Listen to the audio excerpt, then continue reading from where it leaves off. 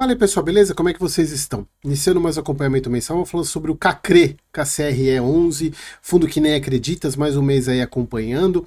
E para zero surpresa das pessoas que me acompanham aqui, o fundo aumentou o dividendo, como já era previsto, e eu já venho anunciando que isso ia acontecer, e a chance dele manter isso pelo menos mais 1 ou 2 meses é considerável. Mas antes de entrar no relatório gerencial, aquele pedido que eu estou fazendo em todos os vídeos, vocês já devem estar cansados de ouvir isso, mas eu continuarei até que o YouTube entenda que o meu conteúdo é bom e distribua mais, porque eu tô, de vez em quando eu sofro algumas rasteiras, não entendo muito bem o motivo, mas eu sei que a curtida me ajuda bastante, então a única coisa que eu peço para vocês, claro, considerando que você já é inscrito, né? Espero que sim. Se não for, inscreve e dá o joinha aí, que eu tenho certeza que não vai causar nenhuma dor no seu dedo, não vai cair e vai me ajudar bastante. Beleza, pessoal? Então, bora para o relatório gerencial de abril do CACRE, ou KCR11.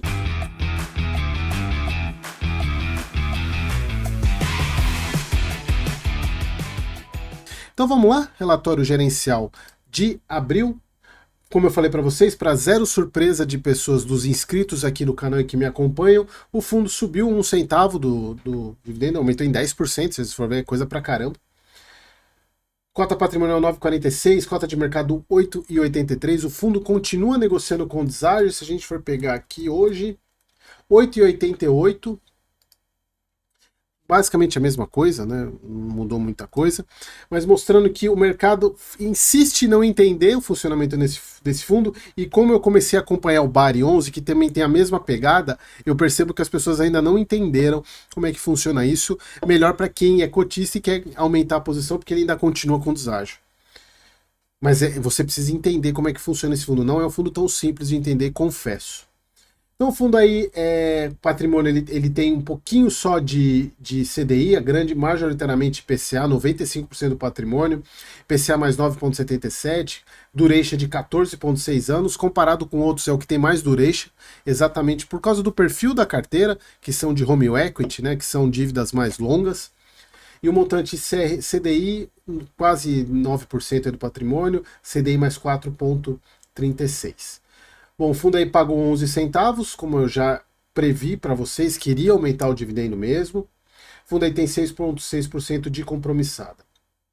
O fundo teve um recebimento aí de principal quase 1,85 vezes acima do esperado, abaixo dos meses anteriores, que estava tudo vindo acima de 2%, de 2 vezes, né? Então isso é normal. O recebimento do principal é pessoas que pagam as dívidas, né? Que fazem o pré-pagamento das dívidas, recebeu um dinheiro a mais, vai lá e quita ou quita ou amortiza o saldo devedor. Acho que é o normal das pessoas que têm um pouco mais de consciência reduzirem suas dívidas. Falando aqui que o fundo ele está com 2,1 de inadimplência, quer dizer, o fundo não. A carteira de home equity da Creditas tem 2,1%. E aí eu falando isso eu acabo assustando as pessoas que já enxergam isso como sendo inadimplência do fundo. Lembrando sempre, e aí eu não vou explicar de novo aqui, mas é só vocês pegarem os primeiros vídeos do KCR que eu explico como é que ele funciona. Mas a Creditas tem 3 séries de CRIs, Sênior, Mezanino e Júnior.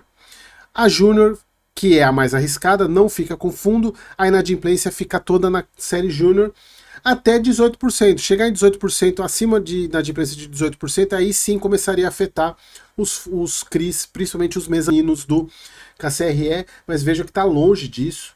A inadimplência continua sendo a mais baixa histórica, se a gente for ver. Assim, a gente está falando aí de uma queda de mais da metade em 6 meses, assim, é bastante coisa, 6, 7 meses é bastante coisa. Então, super tranquilo. Então aqui falando que, dessas inadimplências, 1,85% dos créditos estão em fase de recuperação judicial, ou seja, quando o devedor lá desistiu, não vai pagar, então Creditas vai lá e vai entrar com ação para executar a garantia, pegar um imóvel para ela. Então aqui o fundo, o portfólio dele, né, 95% inflação. A gente vê aqui que o fundo não negocia acima do VP ou nem perto do VP, mostrando que desde sua fundação, desde o seu IPO, o mercado não entendeu ele ainda. A gente vê aqui um resultado maior desse mês, gerou 11 centavos, pagou 11 centavos. E aqui está a explicação. porque o KCRE, o CACRE, ele tem uma dinâmica de uso dos indexadores diferente do KNCR, do KNSC, do CANIP, que pegam o último mês, o último e o penúltimo. No caso do CACRE, ele pega o penúltimo e o antepenúltimo. Então a gente está falando aqui de abril. Fevereiro entrou agora. Então, janeiro ainda tem composição nesse resultado. O que vai acontecer? Mês que vem vai ser fevereiro 1,31 e março 0,5. Ou seja, a chance do fundo manter os 11 centavos é muito grande. Quer dizer, gerar um resultado acima de 11 centavos. O que eu acho difícil é o fundo pagar mais do que 11. Eu acho isso muito difícil. Tá? Talvez ele gere aqui que nem ele gerou 12 centavos e pague 11 e aumente 1 centavo da reserva, que foi o que o Canip fez. O Canip gerou 1,47 e pagou 1,25. Ele não pagou tudo. Então ele vai reforçar a reserva, que eu acredito que é o que o KCR faça, e pelo menos mais 1 ou 2 meses aí ele mantenha 11 centavos. Tá? Isso é muito bom, comparado com o preço da cota, tá um baita de um retorno. Então a gente pega aqui a cota diária do fundo, sensibilidade dele, 8,88. Tá nessa faixa aqui, tá tendo um spread aí de quase 2% em relação ao sem considerar a taxa de administração, lembrando que é o spread da carteira em função da duration, não é o que ele traz de rendimento, tá? Que a gente vê que o LTV média é 45%, muito tranquilo, ou seja, mais os imóveis que dão como garantia valem muito mais do que a dívida. Ticket médio dos empréstimos da Creditas aí 216 mil, 36% quitado, 64% ativo, 1.667, aí imagina, 1.667 vocês acham que não vai ter nada de inadimplência? Embora isso aqui seja dos ativos da carteira como um todo, né? Então tem os júniores aqui que tem as inadimplências. Que o ticket médio em relação ao LTV. Aqui, o índice de cobertura da carteira, lembrando sempre que tem que estar acima de 1. Claro que o mezanino ele sempre um pouquinho mais arriscado, mas nunca negociou bem próximo de 1. Já o sênior nem se fala. Aqui as inadimplências, como eu falei para vocês, né? Crédito de retomada. E aqui o portfólio do fundo. O único problema dele negociar tanto tempo abaixo do patrimonial é que o fundo não consegue crescer, ele não consegue emitir. Então ele está com esse patrimônio aí desde o que ele começou, porque ele não consegue emitir. Esse é o único ruim do fundo, né? Infelizmente. Mas paciência, quem sabe, né?